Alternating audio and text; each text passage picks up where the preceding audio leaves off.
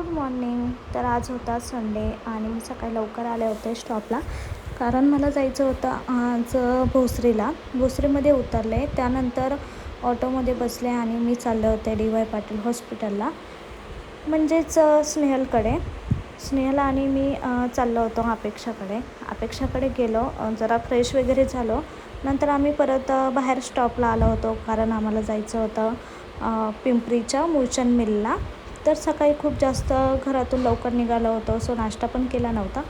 पहिला नाश्ता केला, ज्यूस घेतला, त्यानंतर गेलो होतो आम्ही मूळचंद मिलला. आणि साडीसाठी एक वेगळी बिल्डिंग केली आहे हे आम्हाला माहीत नव्हतं, सो तिथे खूप जास्त आमचा टाईम गेला. तर आम्ही आलो होतो न्यू बिल्डिंगमध्ये आणि आज संडे असल्यामुळे ना खूप जास्त गर्दी होती.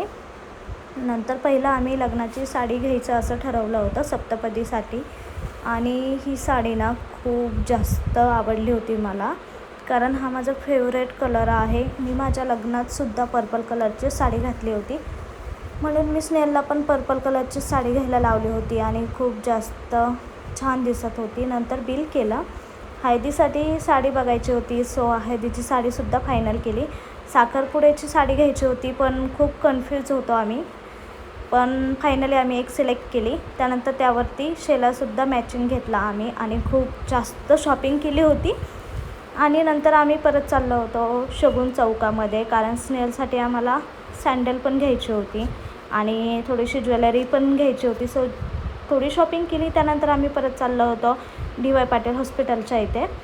तर आम्ही बिर्याणी पार्सल घेऊन गेलो होतो रूमवरती, कारण खूप जास्त भूक लागली होती. सो पहिली बिर्याणी खाल्ली. त्यानंतर आम्ही सगळेजण उमेश आणि ते मस्त गप्पा मारत बसलो होतो. थोडा वेळ थांबलो.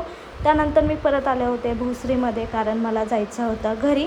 त्यानंतर मला फायनली राजगुरुनगरची बस भेटली आणि मी चालले होते घरी. तर असा होता आजचा दिवस. बाय.